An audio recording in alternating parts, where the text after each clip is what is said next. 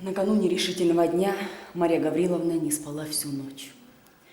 Она укладывалась, увязывала белье, платье, написала письмо, длинное письмо к одной чувствительной барышне ее подруги, другое к своим родителям. Она прощалась с ними в самых трогательных выражениях, извиняла свой проступок неодолимою силою страсти и оканчивала тем, что блаженнейшую минутой в жизни почтет она ту, когда позволено будет ей броситься к ногам дрожайших ее родителей. Запечатав оба письма тульской печаткой, на которой были изображены два пылающие сердца с приличной надписью, она бросилась на постель перед самым рассветом и задремала.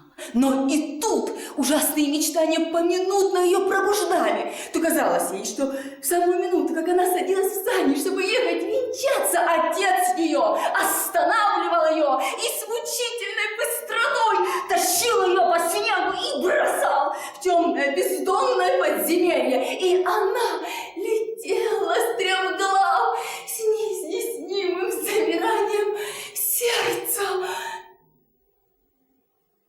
То видела она Владимира, лежащего на траве, бледного, окровавленного.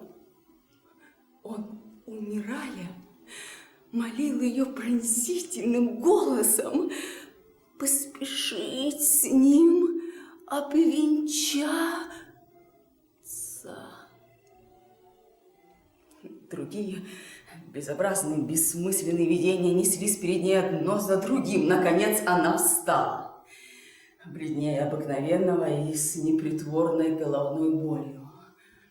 Отец и мать заметили ее беспокойство, их нежная заботливость и беспрестанные вопросы: что с тобой, Маша?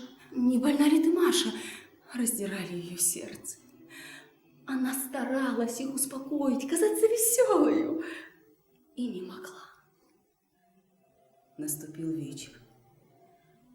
Мысль, что уже в последний раз провожает она день посреди своего семейства, стесняла ее сердце.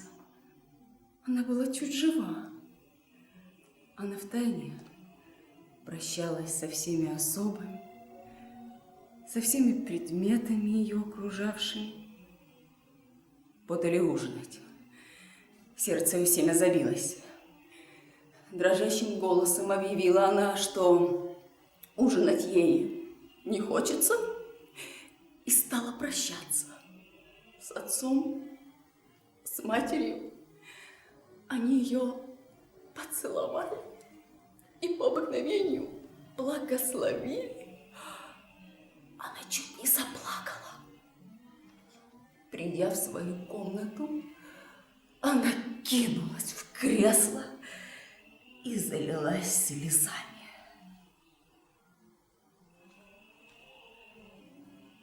Все было готово. Через полчаса Мария Гавриловна должна была навсегда оставить родительский дом.